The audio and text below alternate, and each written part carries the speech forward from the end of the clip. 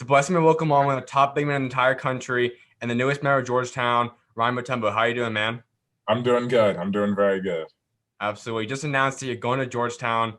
Taste of your thoughts. What's it feel like? It feels amazing. It's been a long recruiting process, and it feels really good to have this weight off my shoulders. And I'm definitely excited to get to work. And this hasn't always been the whole trajectory for you. I mean, we know obviously your dad, we know who you could have become, but this past year has really been the changing year for you. You got all these offers pulled in. You've started to get the higher rankings. People started to learn who Ryan Mutombo is. What's it felt like to kind of create your own legacy now and create the new who you are? Well, I always thought I was underrated throughout my high school career, and obviously getting all the offers, the scholarships, the attention, the rankings, all of that stuff was really cool. But at the end of the day, I had to decide to go to one school. I couldn't choose all of them, even though all of them were really great and respected programs. But right now, I'm just working on refining my skill set, expanding my range, and just becoming the best version of myself. So when I get to college, I'll be ready to make the leap. And you're going to be a different kind of player. You are a center. You are nearing 7 foot, but you wanted to add on a three-point game. I know you said with Evan Daniels a few months ago. You want to shoot around 35% from three. That's not a typical guy. It's more of a modern center now. You're still working on becoming an elite shot blocker. You're really working on all your game right now. Where do you see yourself being, though, in 1 year, stepping foot on Georgetown for the first time? What kind of player do From you think you. they can expect? In 1 year, I think they can expect someone who works their ass off on the defensive end and someone who's really refined on offense, just really polished game all around, something similar to Anthony Davis in college, stepping out, shooting the mid range, shooting the three a little bit, doing everything possible to help the team win on both ends. That's the type of player they're going to get from me. You're a guy that I kind of like calling a kind of a modern day shot blocker. Most days it's been kind of at the rim protecting, but you're a guy that can step out and block at that 3 point line, block guys off the dribble, which is kind of this new, like you said, Anthony Davis kind of player. How have you learned to adjust to this and learn to play at your height at the modern day big man position? Well, a lot of it is just working on my foot speed because blocking, it may seem like it's all in the hands, but you have to be in front of the guy to block him, unless you're chasing down on a fast break. So if you want to guard guys one-on-one, your foot speed has to be there. I have to be able to keep up with smaller players to perform well at the next level. We see different heights. Some people call you 7 foot, 6'11". Right now, where are you at? I've been officially measured without shoes at 6'10" and 3/4 last week. So with shoes on, I'm 7 foot, but without shoes, I'm 6'10", 3/4. Do you think you're still growing? Yeah, I'm still growing. I'm still growing. I'll be a legit 7 foot by the time I'm like 20 years old. That's big time. Well, let's get into this recruitment a little bit more. A lot of people are rumoring schools like Tennessee in the mix, Florida State, Stanford. Who really were your final group? Who was in that kind of group with you until you finally made your decision? Um, During the summer, it was really Florida State that pulled out in front, and I was really close. Florida State was really close to getting a commitment from me, and then obviously just the situation uh, sort of became muddied, and it wasn't as clear as I would have liked it to be. Obviously, no disrespect to that program. I love those guys. Coach Hamilton, he's a great guy. And then really heading into the fall, it was Stanford, UGA, Tennessee, and Georgetown. That was my final group. And I'd say I was UGA and Tennessee were both like they were really up there for me. Obviously UGA with Anthony Edwards just going there, and obviously the opportunity to stay home in Georgia, that was big for me. But and then Tennessee came along, they ramped up the recruitment on me. And obviously another great program, legendary coach Rick Barnes. That was a really attractive situation to me. But just in the last 3 weeks, Georgetown just became the clear favorite. And I couldn't really think of any reason not to go to Georgetown, to be honest. So that's why it ended up being where I committed. And I'm excited to just learn everything I can from Patrick Ewing. You mentioned kind of different kind of point there about Florida State. That was a program that kind of came into the mix, and I think people were expecting to possibly go there a few months ago. Yeah. Was that something that because of the player that commit there, that kind of was the turning away point, something like John Butler and guys like the big men there, or just overall situation, or what kind of was the turning point from them? I'd say once when they had 2 or 3 guys on their commitment list, I was really excited about them. Hmm. Then, obviously once you get 4 or 5 guys in one recruiting class, the playing time situation just Hmm. is not as clear. Obviously, um, I wasn't going to commit to a college where I wasn't going to come in and play right away. And the situation just was not that clear at Florida State. And that's the ultimate reason I didn't end up going there. So, yeah. You mentioned Georgia as well, and that's a school that no one really talked about, but it makes sense. Staying home would have been appealing to you. Also, it's a track record of putting guys in the NBA from that coaching staff, that program. They in the school you're going to go to. At the end, Georgia was like number 3 for me, but while they were number 1, I love Tom Crean. He has an amazing mind. Um, he is one of the best coaches in college basketball, without a doubt. The public has a lot of different opinions on him, but there's a reason that his guys are always so disciplined and they're coached well. He knows how to mold young men, and he knows how to give guys the tools to be successful. So definitely, even though I'm not going to Georgia, I still have a ton of respect for Tom Crean and his program. He's an amazing man, and I'm always going to be thankful for the little tips he gave me and the words of encouragement that he provided throughout this process. Tennessee, the last one to kind of talk about a little bit. They were a school that I think a lot of people also thought you possibly could go to. And Kenny Chandler's an appealing guy at point guard. Jemiah's a huge addition at the forward guard spot. How appealing were they to you? Tennessee, the opportunity to play with Kennedy was really hard to turn down. Mhm. Um, just knowing the way that he's able to distribute and knowing the type of firepower that I would have at Tennessee, that it would have been ridiculous. It would have been an amazing squad if I had gone there. Again, I love Kennedy and Jemai. Both of those are my guys. But at the end of the day, I could just choose one school, and obviously, I love Rick Barnes and what he's done with that program. But at the end of the day, it just wasn't Tennessee. And through all this process, a lot of guys do these top 5, top 10, and narrow it down. You kind of kept it low key. A lot of this was all just the media's assumptions, guesses on you. Why did you decide to take that route and keep it kind of low key? I'd say just because of how fluid my situation was, Mhm. with schools, just picking up the recruitment and really coming after me. I wouldn't say I was really I was never really in the mindset to release like a top 6 or a top 7, which I did consider doing at one point. But I wanted to just keep my list open in case one school that wouldn't have made the list ends up coming in front or something like that. But yeah, that's why I didn't make a list. You went in depth about all these different programs, and that's something that guys typically know about these programs. Obviously, they're considering them, but you really kind of got the personal aspect. You really understood each one of these coaches, and that's something I don't know if a lot of guys really invest time into researching the background of each of these schools as much as you do. What went into that, and why have you kind of researched and put so much effort and time into each one of these programs and truly understanding them?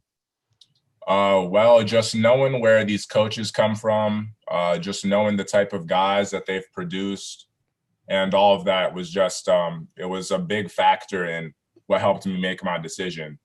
And obviously, just doing homework on different coaches just helped me learn a lot about the college game as a whole and what I can expect heading into the NCAA next year. So that's really the reason I did my homework. I'm always learning to grow in my basketball mind, and that was definitely a big part of it. Absolutely, man. Well, let's get into the big stuff. Georgetown's where you're heading. Yes, Follow sir. your dad's footsteps. You're gonna become the next big man in town there.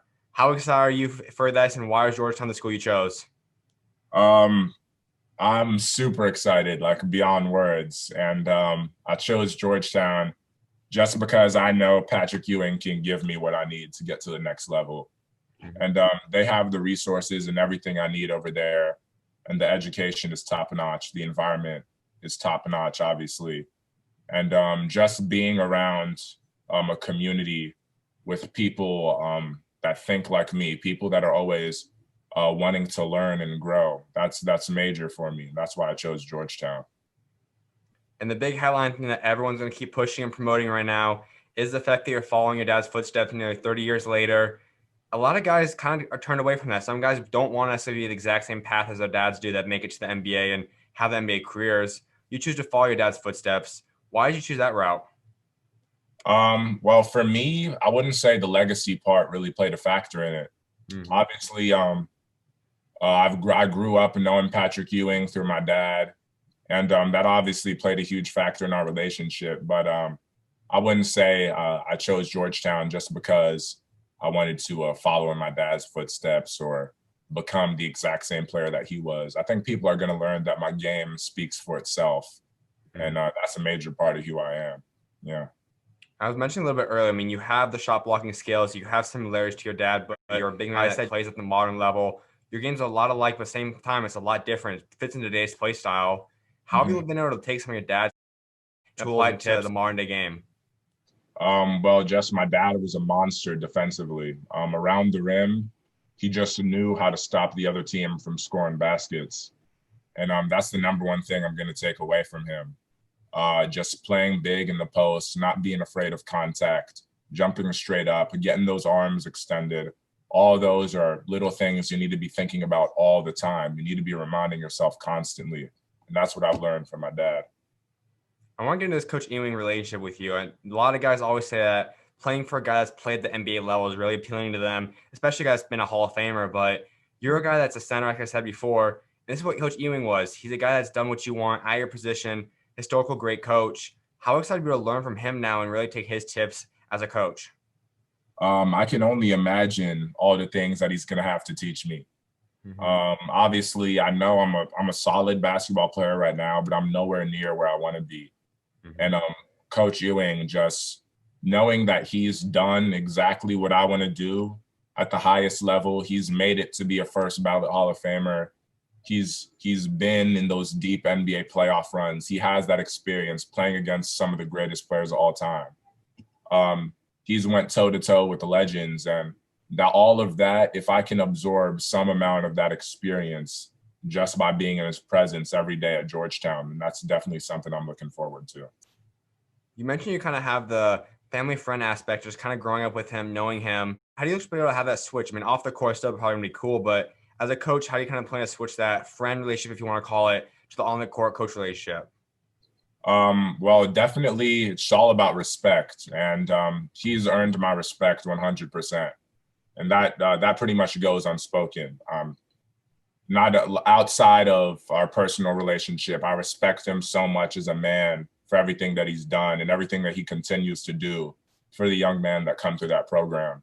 So that's definitely where I see our relationship as a player and a coach. Just me respecting him and wanting to learn from him and understanding that that's why I'm at Georgetown University. Now let's go all the way back. I mentioned how you mentioned all these schools different, kind of leading at different points throughout your recruiting process, but the one school that has been with you, there are always mentions, always been thrown around in there, has been Georgetown. Let's go all the way back. When did Georgetown really start this relationship with you? When did Coach Ewing start saying, I actually want you coming to my program. I want to start recruiting you hard? About last summer, so summer 2019, I'd say is when Georgetown first reached out to me. Yeah. And so over the past year, how's this relationship grown? Well, they really weren't recruiting me that hard at first. And then I'd say around December of last year, they really picked up the recruitment on me. And ever since then, they've been in the conversation for sure. And let's go back. You mentioned also the Kennedy Chandler aspect, just having a great point guard.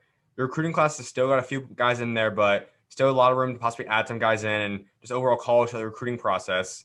Who are some guys you'd like to bring alongside with you now? Definitely Aminu Muhammad. He's a great player, and I want him at Georgetown. Obviously, I'm going to respect his privacy and his process, and I'm going to let him make that decision for himself. But if he's hearing this or seeing this, I definitely want you at Georgetown, bro. We would make a great duo, and I think that we could learn a lot from each other, and that we would be a dominant duo for sure. You two on the court together, 1, 2, 3, whatever years it is together. What could you guys accomplish? Definitely a Final Four run. That's my main goal going into the season. We want to get Georgetown back to NCAA tournament. We want to get Georgetown back to the Final Four, We want to win the national championship. We want to do all of those things. We want to win the Big East championship. The Big East is stacked with talent when we're coming back. So we have to bring our A game. We've just got long-term goals for the season. We don't know what the season is going to look like 1 year from now with COVID and everything possibly still being around. But we're super excited, and we're just ready to get to work. This is the cool thing about what you guys are doing now. This is a program that has a history, has a legacy. If you want to call it blue blood, it could very well be in that conversation. They've been a little on the down low now for a couple of years now, not being as dominant as it used to be. What will it take for you guys to go back to becoming the champs of the Big East, points of the entire NCAA basketball world? Well, I'd say that starts with our effort every single day in practice. You know, we come to practice and we work hard, and that's going to translate to the game. If we want to dominate the nation, then we have to learn how to be dominant in practice. We have to learn how to dive for loose balls, how to hustle, how to run every single play, every single fast break, every single defensive stop. And, you know, that's a mindset that I've seen has been lacking in this program for the last couple of years, but we're definitely bringing that back. We've got a hard working group of guys. We're not about the flash. We're not about the style. We're not about the Instagram pictures or the captions. We're just about getting things done. And, you know, that's what Georgetown basketball has always been about. We're just hard-nosed guys. We just put our head down and work. And you look back at teams like the 1984 team that won the national championship. That's why they won. They had a Hall of Famer on that team, but how many guys from that team do people still know today? Not really guys that have always stood out, but they're guys that keep their heads down and they put in the work. They don't care about the newspaper titles or what people are saying on social media. They just get the job done. And that's the mindset that we're bringing back to Georgetown. That is a mentality that I think's been unfortunately kind of diminished. I think social media, I think the media always looking for the Sports Center top 10 dunks, the Sports Center top 10 this and that. But ultimately, we look at the teams that win. Miami is not the best team in the NBA right now. They're in the championship. They're in the finals right now with guys that play hard. Clippers, unfortunately, didn't play well, but they have a lot of guys that play hard. A lot of these teams that have the mentality are the ones that are successful and win. When did you start learning that, though? When did that mentality click and you realize this is the kind of player I want to be? I'd say it was really around last summer when I found myself, I was unranked, and I was like, yo, I'm better than him. I'm better than him. I'm better than him. And I knew this for a fact, just like objectively, I was better than a lot of these guys. And I started realizing, oh, these are the guys that are posting all the workout videos, and they got camera crews following them everywhere. They got their own series on YouTube. They're doing windmill 360s in the gym while no one's there. Like, none of that stuff has really mattered to me. I just sort of stay in my own lane, and I play basketball. That's it. You know, like, that's just my personality. I'm just laid back, and I like to have fun. And, you know, I play basketball because I have fun playing. I don't play basketball because the girls like me for it or any of that stuff. So yeah, I'd say that's when last summer is when I really got that mentality, like, oh, it's just time to work and just shut up. Now, to build this culture, it's gonna be a whole team effort, and there are 3 other guys coming in your class right now: Jordan, Tyler, Jalin. Do you happen to know any of those guys really well yet? Tyler Beard and Jordan Riley are both guys I've spoken to so far. I've reached out to both of them. They're really cool. They share that same mindset, just getting the work done. You won't hear too much talking from either of them. But yeah, I'm definitely guys I'm excited to see on campus next fall for sure.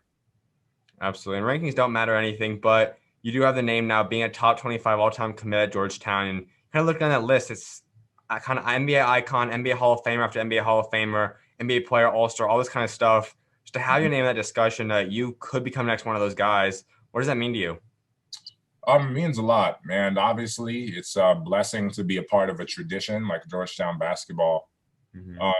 I don't think I'm ranked where I should be right now. I think they've dropped me down to like 80 something or 100 something, but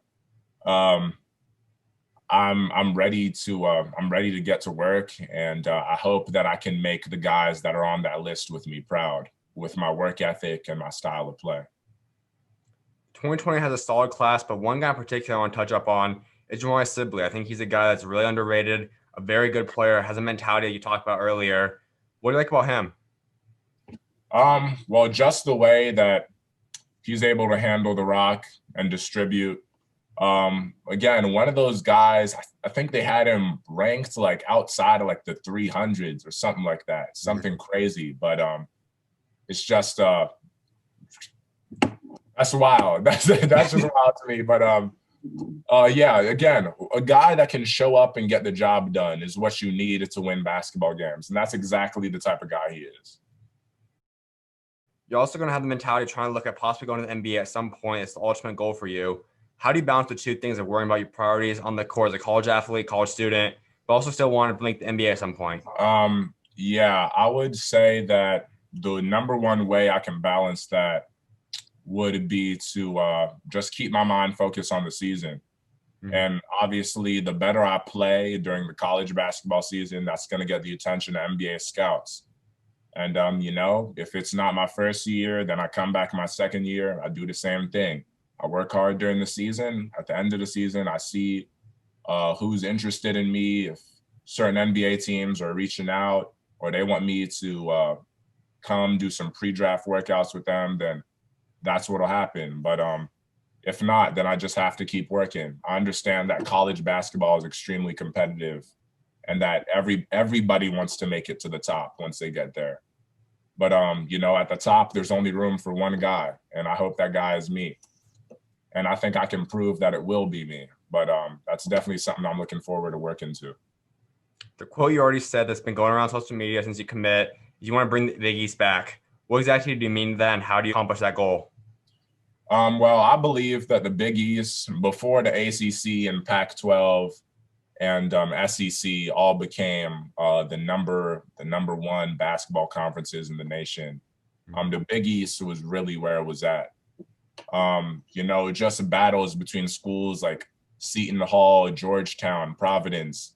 Again, teams that people don't really talk about them anymore today, but they're definitely teams that are coming back. You saw Seton Hall producing a guy like a Miles Powell, someone who was a finalist for the Wooden Award, the highest honor in all of college basketball. But nobody was really talking about that Seton Hall team.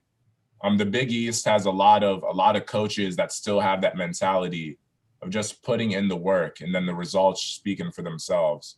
And that's what I mean when I say bring the Big East back. We're bringing that work ethic back. We're bringing the culture of winning back to this conference. Your dad was a part of college and was dominating when that Big East was one of the best conferences, if not the best conference. What would you say kind of happened? How does that happen where all these conferences kind of surpassed them in a way and they've kind of gone down a little bit?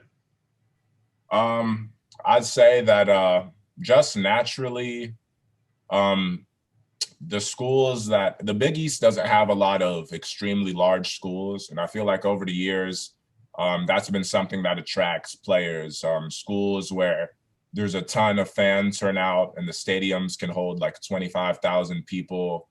I feel like that's really attractive to a lot of young players, and that the Big East sort of lacks that because it's really now just more of a low-key conference.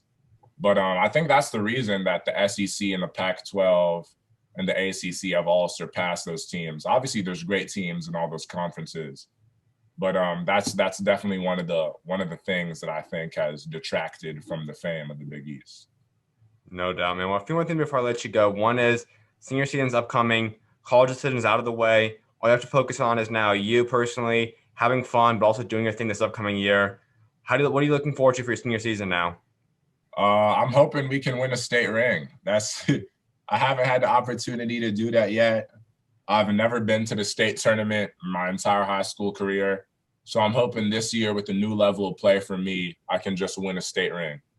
That's my number one goal. And AAU-wise, it wasn't quite the year anyone wanted to have. You got some practices, some open runs, some games in a little bit. What was it like just getting back on the court and playing some? It just feels good to play basketball with my friends. And even though it wasn't a season I would have asked for, had I had the choice, it just felt good to play at the end of the day. I still got some weekends where we played 6 or 7 games. So, yeah, it's just a blessing to be able to wake up and play the sport I love. That's at the end of the day, that's all I can be thankful for.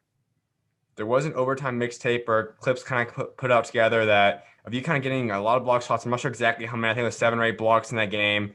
When you're just in that mode and you're blocking guys, sometimes 3 times in a single possession, what's going through your mind? Um, I'm just thinking stop the team from scoring. And a lot of guys come into the paint and based off their eyes, I can read whether he's going to go for the layup or whether he's going to pass it.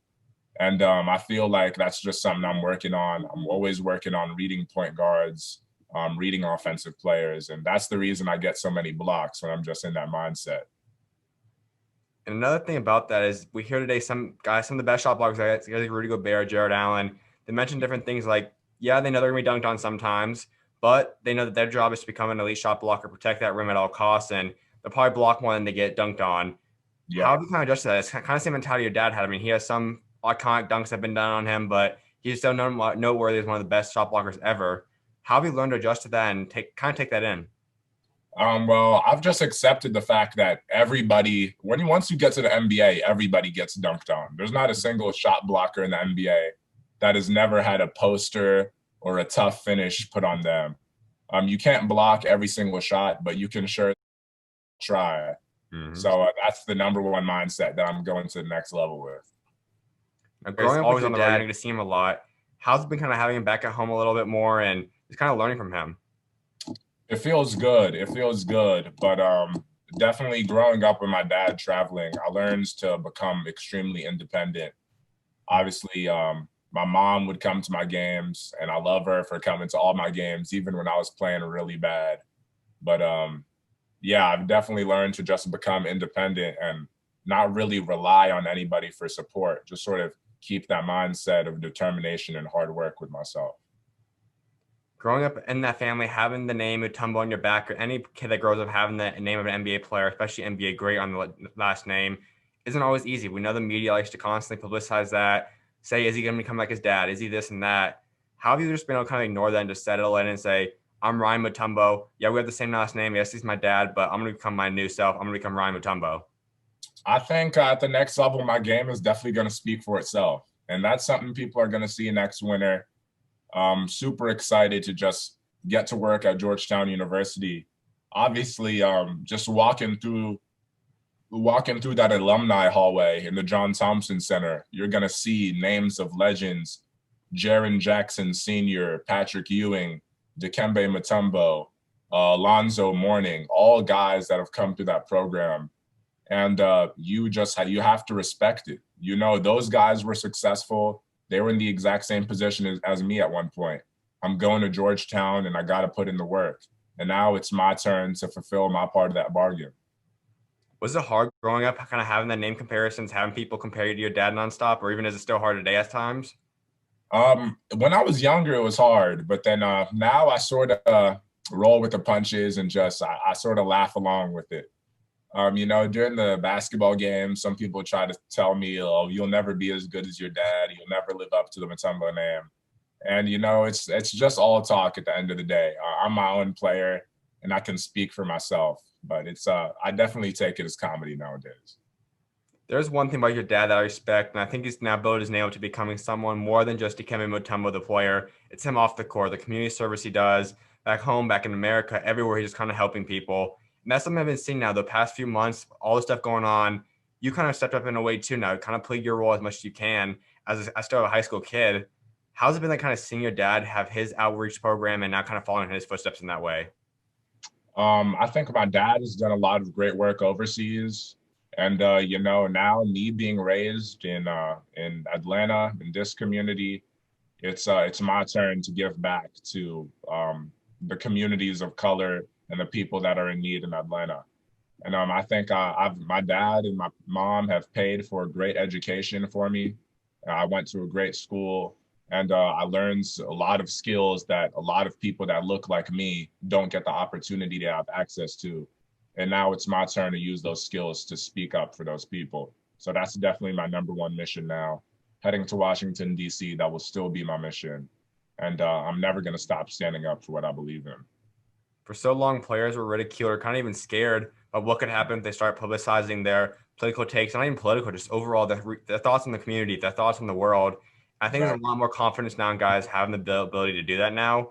But what gave you your confidence? Why did you decide to start speaking out the way you have in the past few months?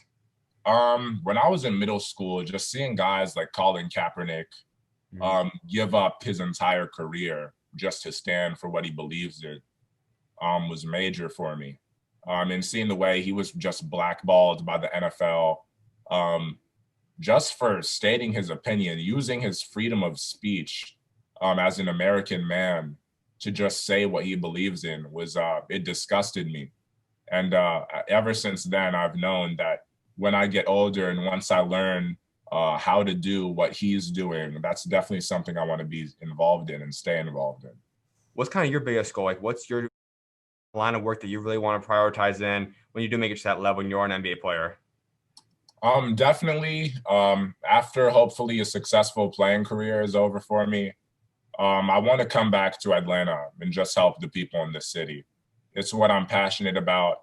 There's a lot of people in this city that are homeless, people that live in poverty, that are suffering. And there's a lot of people that need help. And there's a lot of people that I can help. And I hope that I will be able to help in the future. And that's the number one thing I'm looking forward to, just giving back to the city. Obviously, growing up, I took so much from this culture, and I owe it to the city, to be honest, just to give back. It's my number one goal. No doubt, man. A few more things before I let you go. One is building a legacy for yourself. When you are done playing this game, step away from it. What do you want to be remembered for, both for what you accomplish and do on the court, but also what you do off the court? I definitely just want to be remembered for being a good person. Mm-hmm. Somebody that speaks up for something wrong when he sees it, somebody that's not afraid to use their voice, and somebody that chooses to do the right thing even when no one's watching. Not just doing the right thing because I'm going to post it on social media, or doing the right thing because I want my name to be in the headlines. Just someone who does the right thing because they believe it's right. That's what I want to be remembered for. That's awesome. For Georgetown fans, what's your 3 biggest goals that you have set now for a Georgetown career? Big East championship, NCAA Final Four, and we're going to beat Syracuse. Yep. In the championship or just overall? No, we're just going to smack them every time we see them, whether that's in the tournament or during the regular season. I promise that we will cook Syracuse. You already have bad blood towards them? Yes. I was raised with the rivalry. It's definitely going to live. Absolutely, man. We know your dad's signature finger shake. Are we ever going to see that from you? I may have to bust it out from time to time when I'm in DC, for sure. Absolutely, man. Well, congratulations once again, man. Good luck this upcoming year, man. All right. Thank you so much, Zach. Oh, God bless. See ya.